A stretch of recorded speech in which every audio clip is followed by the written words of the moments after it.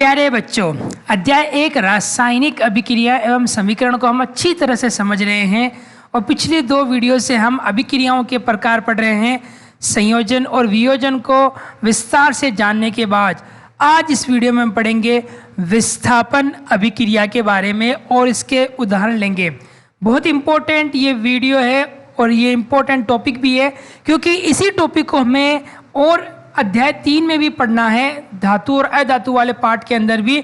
तो यहाँ आपको ये पूरी वीडियो पूरे ध्यान से देखनी है ताकि आपकी ये समझ में आ जाए। तो उस अध्याय 3 को जब हम पढ़ेंगे वहाँ इसको समझने में और आसानी होगी और दोनों जगह से ही प्रश्न बनने की इसकी संभावना रहती है। आइए शुरू करते हैं।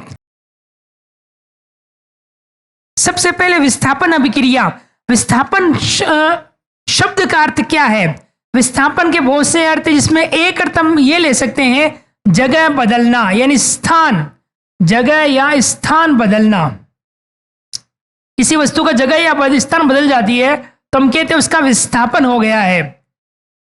अब अभिक्रिया के अंदर इसकी परिभाषा क्या हो सकती है? बहुत सरल परिभाषा है कि जब एक अधिक क्रियाशील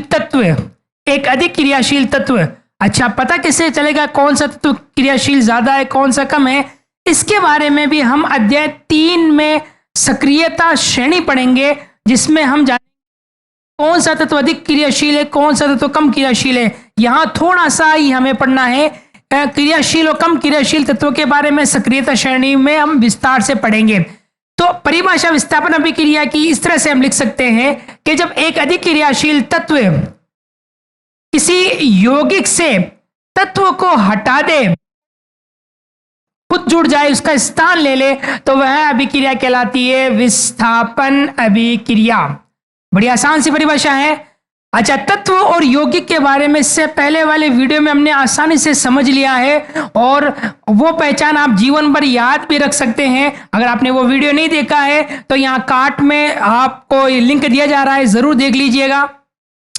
विस्थापन अभिक्रिया के अन्य नाम भी है, जैसे प्रतिस्थापन अभिक्रिया, सब्स्टिट्यूशन रिएक्शन, एकल प्रतिस्थापन अभिक्रिया। यहां जो पढ़े हुए बेसिकली एकल प्रतिस्थापन अभिक्रिया ही है। इंग्लिश में इसको डिस्प्लेसमेंट रिएक्शन या रिप्लेसमेंट रिएक्शन भी कह सकते हैं। अब एक उदाहरण लेते हैं। उदाहरण मैंने लिया Fe, ये आयरन या हिंदी में बोले तो लोहा, लोहे का सूत्र है, याद ही हो गया आपको, काफी यूज कर रहे हैं हम। ये CuSO4, ये कॉपर सल्फेट, मैंने आपको पिछले वीडियो में बताया था SO4 सल्फेट को कहते हैं, उसके पीछे जो जुड़ जाए उसके नाम को जोड़ के नाम पूरा लिख दें, कॉपर सल्फेट। अब इस अभिक्रिया में क्या होने जा रहा है? ये जो आयरन है ये एक तत्व है, ये क्या करेगा, इस यौगिक में से, क्योंकि इसमें 2 या 2 से अधिक तत्व है, इसमें से कॉपर को हटा देगा, यानी विस्थापित कर देगा और खुद इसकी जगह पर जुड़ जाएगा। तो आप सोचिए इसमें क्या बनने जा रहा है? इसमें बनने जा रहा है Fe, कॉपर की जगह Fe आ गया और ये SO4, ठीक है। इसका नाम क्या होगा? Fe को अपन कहते हैं आयरन और SO4 हमने पढ़ लिया, SO4 को हम क्या कहते हैं? सल्फेट। तो इस FeSO4 का नाम हो गया आयरन सल्फेट। अच्छा, कॉपर जो हट गया वो अलग चला जाएगा, यानी वो अलग हो गया, इसका विस्थापन हो गया। तो इसमें आयरन अधिक क्रियाशील है, उसने कॉपर को हटा दिया है, विस्थापित कर दिया है। तो ये एक विस्थापन अभिक्रिया का उदाहरण है। इस उदाहरण को हम एक प्रयोग के द्वारा भी समझ सकते हैं। किताब में एक अच्छा क्रियाकलाप भी दिया है चित्र सहित, उसको भी आप अच्छे से पढ़ के तैयार कर सकते हैं। प्रयोग में हमें क्या करना है? कॉपर सल्फेट, जिसका सूत्र था CuSO4, ये एक नीले रंग का क्रिस्टल होता है, यानी ठोस होता है, पाउडर नुमा भी कह सकते हैं हम इसको हम पानी में डालते हैं। तो बताइए कैसे रंग का विलयन बनेगा? जी हाँ, नीले रंग का बनेगा। नीले रंग का पाउडर है तो हमें कॉपर सल्फेट का नीले रंग का विलयन तैयार कर लेना है। यानी बीकर ले लिया, एक बीकर ले लिया, उसमें अगर हमने पानी के अंदर कॉपर सल्फेट घोल दिया तो वो क्या बन गया? कॉपर सल्फेट का विलयन। और हमें पता है कॉपर सल्फेट का विलयन अगर हम लिखना है तो कोष्ठक में उसके पीछे लिख देते हैं AQ, ठीक है, ये बन गया। जिसे आप चित्र में यहाँ पर देख भी रहे हैं और यहाँ पर आपको चित्र के द्वारा भी दर्शाया जा रहा है कि कॉपर सल्फेट का विलयन तैयार हो गया।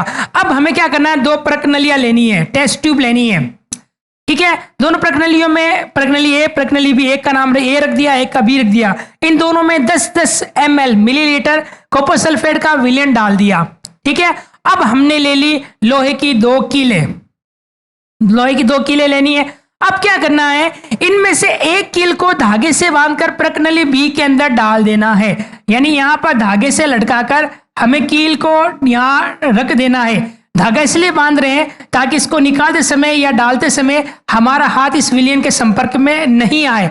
अब क्या करना है, इसको 30 मिनट तक, यानी लगभग आधे घंटे, 20 से 30 मिनट, लगभग आधे घंटे इसको छोड़ देना है। यानी एक परखनली में विलियन में हमने कोई छेड़छाड़ नहीं की है, दूसरी परखनली में हमने लोहे की एक कील डाल दी है और एक कील बाहर ऐसी ही पड़ी है। आधे घंटे पश्चात हम इस कील को बाहर निकाल लेंगे और अब इन दोनों परखनलियों में एक को तो हमने कोई डिस्टरबेंस नहीं किया, कोई छेड़छाड़ नहीं की है, वो विलियन, और एक को कील निकालने के बाद उस कील को जो पहले वाले कील उसके साथ और विलियन का पहले वाले विलियन के साथ तुलना करते हैं। तुलना करने पर हम क्या पाते हैं, जिस विलियन में हमने कील को डुबा कर रखा था उस विलियन का रंग अब बदल गया, नीला रंग फीका, मलिन, नीला रंग फीका, मलिन शब्द लिखा है, मलिन फीका होकर हल्का हरा हो गया, लाइट ग्रीन हो गया। ऐसा क्यों हुआ, अभी जानेंगे कारण। और साथ ही साथ जो कील हमने डुबो कर रखी थी उसका रंग अब हो गया भूरा लाल सा, उसके भूरा लाल से वो कलर की दिखाई देने लगी। ऐसा क्यों हुआ, क्योंकि इस अभिक्रिया के अंदर, परखनली बी के अंदर विस्थापन अभिक्रिया हुई।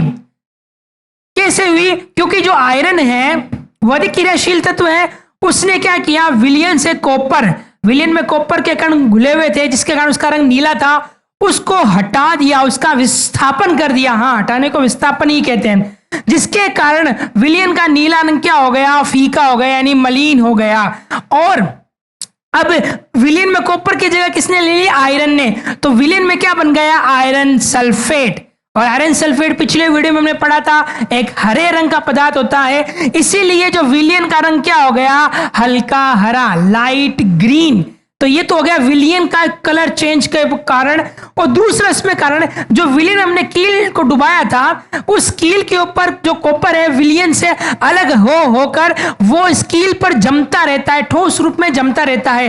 तो कील पे क्या होता है, कॉपर की एक पतली परत चढ़ जाती है, जिसके कारण कील का रंग क्या हो जाता है, भूरा लाल सा। आपने कॉपर मतलब तांबा, तांबे के तार देखे होंगे, पंखे, जो छत पंखा होता है या जो विद्युत मोटर होती है उसमें कॉपर की वायरिंग होती है, उसमें आपने देखा ना तांबे का रंग लाल भूरा सा होता है, तो वैसा ही रंग इस कील के ऊपर चढ़ जाता है। तो इस कील का रंग लाल भूरा सा क्यों हो गया, क्योंकि इसके ऊपर ये कॉपर की एक परत चढ़ गई। तो सीधा सा प्रश्न पूछा जा चुका है बोर्ड में और ये इंपॉर्टेंट बनता है कि कॉपर सल्फेट के विलियन में आयरन डालने पर विलियन का रंग क्यों बदल जाता है। तो विलियन का रंग इस कारण से बदल जाता है, कारण हमने पढ़ लिया। और कील के ऊपर ये लाल भूरे रंग की परत क्यों हो जाती है वो कारण भी हमने पढ़ लिया। यानी इस प्रयोग में हमने विस्थापन अभिक्रिया का उदाहरण आसानी से पढ़ लिया। उम्मीद है आपको समझ में आया होगा। अब देखो अन्य उदाहरण भी हम लेते हैं, जिसे यहां मैंने लिखा जिंक। जिंक का प्रतीक होता है Zn, इसको जस्ता भी कहा जाता है। इसकी हमने क्रिया करवाई कॉपर सल्फेट से, ये हम पढ़ चुके हैं। कॉपर सल्फेट का सूत्र CuSO4। अब यहां पर क्या होगा, जिंक इस कॉपर को क्या कर देगा, विस्थापित कर देगा। तो बताइए क्या बनेगा, जी हाँ, यहां बनेगा ZnSO4। इसका बच्चों नाम क्या होगा, Zn तो हमने पढ़ लिया, जिंक, SO4 क्या कहते हैं, सल्फेट। तो इसका पूरा नाम हो जाएगा जिंक सल्फेट।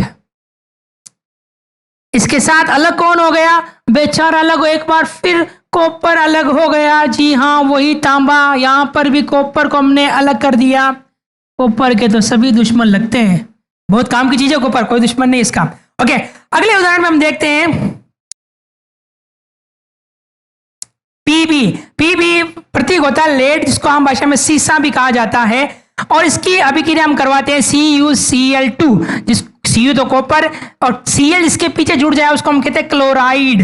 ठीक है, तो इसका पूरा नाम हो गया कॉपर क्लोराइड। इस अभिक्रिया में क्या होगा, ये जो लेड है ये भी कॉपर को हटा देगा, सब कॉपर को भगा रहे हैं, तो लेड क्यों पीछे रहेगा। लेड ने भी कॉपर को भगा दिया और खुद जुड़ गया Cl2 के साथ, तो PbCl2। अच्छा, इसका नाम क्या होगा, Pb को अपन लेड कहते हैं जी, तो लेड, और ये Cl2 पीछे जुड़ के क्या हो जाएगा, क्लोराइड, यानी लेड क्लोराइड। अलग कौन हो गया? जी हाँ, वही कॉपर, तांबा, Cu। ये कॉपर अलग हो गया, कॉपर का विस्थापन हो गया। अब इन दोनों अभिक्रिया से क्या समझ में आया कि जो जिंक और लेड है वो कॉपर की तुलना में अधिक क्रियाशील तत्व है, इसलिए कॉपर को उसके यौगिक यानी इन दोनों यौगिकों से वो क्या कर देते हैं? हटा देते हैं।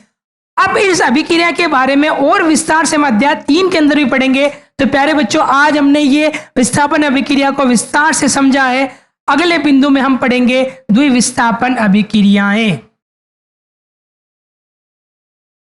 द्विविस्थापन अभिक्रिया, ये अभिक्रिया विस्थापन से मिलती जुलती है, परंतु विस्थापन अभिक्रिया में तत्व की अभिक्रिया यौगिक के साथ होती है। यहां अभिक्रिया करने वाले यानी अभिकारक दोनों यौगिक होते हैं। तो इसकी परिभाषा से पहले द्विविस्थापन का अगर हम शाब्दिक अर्थ जाना चाहें तो यहाँ दो का स्थान बदलता है, दो अभिकारकों में स्थान बदलता है। देखते हैं इसकी परिभाषा। इसकी परिभाषा को हम इस प्रकार से लिख सकते हैं कि जब दो अभिकारकों, दोनों अभिकारक यौगिक होते हैं, तो आप इस तरह से यौगिक अभिकारकों में से एक शब्द लिख सकते हैं। जब दो अभिकारकों के बीच आयनों का आदान प्रदान हो तो उसे द्विविस्थापन अभिक्रिया कहते हैं। अब आयन क्या होते हैं? आपने कक्षा 9 में पढ़ रखे होंगे। आयन दो प्रकार के होते हैं, धनायन और ऋणायन। उनके बनने का आपने तरीका भी सीख लिया होगा। इलेक्ट्रॉन के लेने और देने पर, इलेक्ट्रॉन के देने से धनायन बनता है और इलेक्ट्रॉनों के ग्रहण करने यानी लेने से ऋणायन बनता है। तो द्विविस्थापन अभिक्रिया की सरल सी परिभाषा है कि अभिकारकों के बीच आयनों का आदान प्रदान होता है। इसका अन्य नाम दोहरी प्रतिस्थापन अभिक्रिया भी हो सकता है, डबल सब्स्टिट्यूशन रिएक्शन। उदाहरण लेते हैं, सिल्वर नाइट्रेट जिसका सूत्र होता है AgNO3। NO3 को नाइट्रेट कहते हैं, सिल्वर चांदी का सूत्र हमें याद है तो दोनों को मिलाकर लिख दिया तो सिल्वर नाइट्रेट। इसकी अभिक्रिया करवा रहे हैं NaCl जिसका नाम है सोडियम क्लोराइड। ये साधारण नमक है, बारे में पढ़ेंगे डिटेल से आगे। ओके, इन दोनों को अगर हम, ये अभिक्रिया मुख्य रूप से विलयन में होती है, यानी इनका जल में घोलकर विलयन तैयार कर लिया जाता है।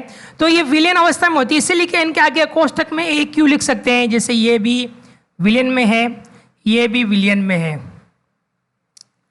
जब इनमें अभिक्रिया होती है तो क्या होता है, ये विलयन में होने की वजह से ये अपने आयन के रूप में रहते हैं।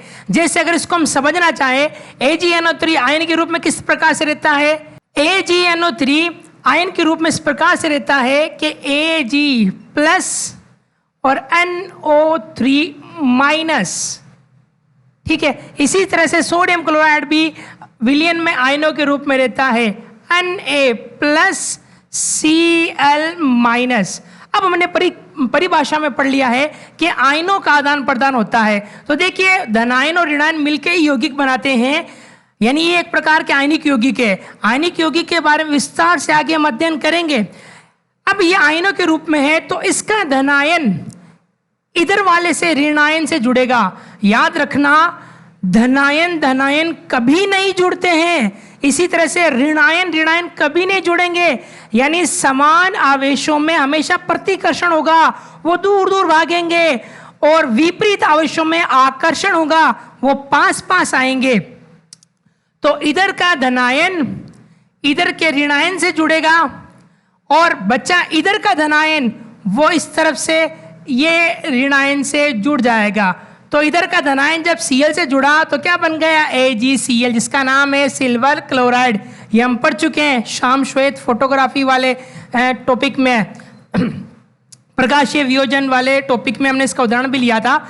इसी तरह से दूसरा जो उत्पाद इसमें बना वो है सोडियम और नाइट्रेट के मिलने से बना सोडियम नाइट्रेट। तो इन दोनों के बीच आयनों का आदान प्रदान हुआ, इधर का ऋणायन इधर चला गया, इधर का धनायन इधर आ गया। तो ये आयनों का जो आदान प्रदान हुआ है यही कहलाता है द्विविस्थापन अभिक्रिया।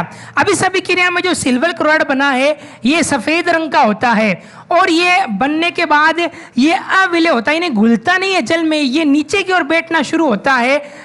और तो इस प्रकार किसी अभिक्रिया में यदि कोई ऐसा पदार्थ बन रहा हो जो जल में नहीं घुलता हो, अघुलनशील हो, तो ऐसे पदार्थ को हम कहते हैं अवक्षेप। इंग्लिश में कहते हैं प्रेसिपिटेशन, शॉर्ट में PPT भी कह सकते हैं। अब एक और एग्जांपल लेते हैं, Na2SO4, इसका नाम है सोडियम सल्फेट। ठीक है, सल्फेट का हमने सीख लिया था, SO4 को सल्फेट कहते हैं, सोडियम जुड़ा हुआ है तो ये सोडियम सल्फेट। इसकी अभिक्रिया करवा रहे हैं बेरियम क्लोराइड, जिसका सूत्र है BaCl2। जब इनकी दोनों के बीच अभिक्रिया हुई तो इनके बीच में क्या होगा, आयनों का आदान प्रदान। ठीक है, बना लेते। इसमें होगा क्या, इसमें सोडियम है Na+ के रूप में और सल्फेट है SO4 2- के रूप में। ठीक है, इसीलिए इसको संतुलित करने के लिए यहाँ 2 लगाया है, जो आप कक्षा 9 में पढ़ चुके हैं विस्तार से। बेरियम क्लोराइड में क्या होगा, बेरियम होगा Ba2+ और क्लोरीन होगा Cl-, इसीलिए संतुलित करने के लिए यहां 2 लगाया गया है। अब इनमें क्या होगा, आयनों का आदान प्रदान, यानी इधर का धनायन किससे जुड़ेगा, इधर से ऋणायन से, और इधर का ऋणायन किधर जुड़ेगा, इधर के धनायन से। तो देखो इधर का ऋणायन इधर वाले धनायन से जुड़ रहा है तो बन रहा है Ba। अब दोनों की देखो यहां संयोजकता 2+, 2-, यानी दोनों समान रूप से, इसीलिए सूत्र सीधा सा बन जाएगा BaSO4, जिसको हम क्या कहेंगे, बेरियम सल्फेट, जो कि एक सफेद रंग का अवक्षेप होता है, यानी विलेन में नीचे बैठ जाता है। और साथ में बन रहा है सोडियम प्लस और Cl क्लोराइड आयन माइनस मिलकर NaCl, सोडियम क्लोराइड। तो यह भी एक द्विविस्थापन अभिक्रिया का अच्छा उदाहरण है। अच्छा, इन दोनों अभिक्रियाओं में अवक्षेप बन रहा है, तो जिन अभिक्रियाओं में अवक्षेप बनता है उन्हें अवक्षेपण अभिक्रियाएं भी कहते हैं। यानी ये द्विविस्थापन अभिक्रियाएं तो है, साथ में ये अवक्षेपण अभिक्रिया भी है, क्योंकि अवक्षेप भी बन रहा है। एक और उदाहरण लेते हैं, ये क्रियाकलाप के रूप में हमें दे रखा था लेड नाइट्रेट, इसके बारे में हम पढ़ चुके हैं PbNO3, जिसमें हमने गर्म किया तो ऊष्मीय वियोजन, याद कीजिए। हाँ, Na2 गैस भूरे रंग की निकली थी, याद आया कुछ, वही सूत्र ही है, लेड नाइट्रेट PbNO3 का होल ट्वाइस। ठीक है, इसमें हम मिलाते हैं पोटेशियम आयोडाइड, यानी दोनों परकनलियों में विलेन के रूप में दोनों को अगर हम मिलाते हैं तो बनता है PbI2, लेड आयोडाइड। ठीक है, ये लेड आयोडाइड एक पीले रंग का अवक्षेप होता है, वही नीचे बैठ जाता पीला पीला सा। आप यहाँ पर जैसे टेस्ट ट्यूब में देख रहे हैं कि पीले रंग का अवक्षेप बन गया, और साथ में बनता है पोटेशियम नाइट्रेट 2KNO3। ये 2 तो अभिक्रिया को संतुलित लिखने के लिए हमने लिखा है। ओके बच्चों, अब हम एक विशेष उदाहरण लेते हैं उदासीनीकरण अभिक्रिया का। उदासीनीकरण अगले अध्याय अम्ल क्षारों को लवण वाले में विस्तार से पढ़ेंगे, इनके अनेक उदाहरण लेंगे, लेकिन मैंने यहां भी ले लिया है ताकि ये बार बार दोहरान करने से हमें याद हो जाए। उदासीनीकरण अभिक्रिया क्या होती है, जिसमें अम्ल और क्षारक क्रिया करके लवण और जल बनाते हैं। यह भी एक प्रकार की द्विविस्थापन अभिक्रिया है, क्योंकि अम्ल और क्षारक में आयनों का आदान प्रदान होता है और लवण और जल बनता है। तो उदासीनीकरण भी एक प्रकार की द्विविस्थापन अभिक्रिया है। लेकिन बच्चों, अधिकांश उदासीनीकरण अभिक्रिया में अवक्षेप नहीं बनता है, क्योंकि जो लवण बनते हैं वो मुख्य रूप से जल में घुलनशील होते हैं, तो घुल जाते हैं, तो घुलने वाले अवक्षेप नहीं बनाते। अब उदासीनीकरण का एक उदाहरण लेते हैं HCl। अच्छा, मैंने सीखा था कि Cl जिसके पीछे जुड़ा हुआ हो उसको क्लोराइड कहते हैं, तो इसका रासायनिक नाम तो हाइड्रोजन क्लोराइड ही है, लेकिन ये बहुत ज़्यादा हाइड्रोक्लोरिक अम्ल से पुकारा जाता है, प्रचलित है, इसका मशहूर नाम है, इसीलिए इसको हाइड्रोक्लोरिक कह सकते हैं। हाइड्रोक्लोरिक अम्ल ही ज़्यादा कहा जाता है, लेकिन हाँ, इसका नाम हाइड्रोजन क्लोराइड भी है, लिख सकते हो आप। ओके, तो ये एक अम्ल हो गया हाइड्रोक्लोरिक अम्ल। ये हमारे पेट में भी पाया जाता है बच्चों। जब जैव प्रक्रम का पाठ हम पढ़ेंगे, पाचन तंत्र का, उसमें हम इसको भी पढ़ेंगे। ओके, अब अगला सूत्र है NaOH, जिसका नाम है सोडियम हाइड्रोक्साइड। ये अम्ल है, ये क्षार है, ये जब आपस में क्रिया करेंगे तो एक लवण बनाएगा। ये इस लवण में, यहाँ इस अभिक्रिया में लवण बन रहा है सोडियम क्लोराइड, ये साधारण नमक है, और साथ में बन रहा है जल।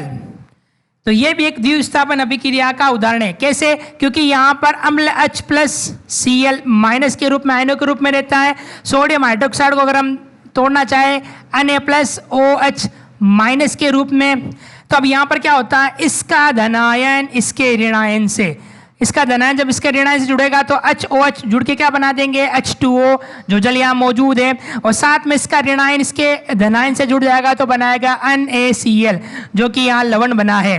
ठीक है, तो ये भी एक द्विस्थापन अभिक्रिया का उदाहरण है। इस तरह से हमारे इस टॉपिक में हमने विस्थापन अभिक्रिया और द्विस्थापन अभिक्रिया को अच्छी तरह से उदाहरण के साथ पढ़ लिया। ये बच्चों दोनों ही अभिक्रिया बहुत ही इंपॉर्टेंट है, तो आप इस वीडियो को अगर समझ में नहीं आया तो दोबारा से चला लीजिए। और मैं आपसे कहूँगा कि आप जो पहले अध्याय के मैंने वीडियो क्रम से डाले हैं यूट्यूब पर, मार्बल्स लर्निंग चैनल में हमने डाले हैं, आप इनको पूरा देखिए, आपको पहला अध्याय अच्छी तरीके से समझ में आ जाएगा। धन्यवाद।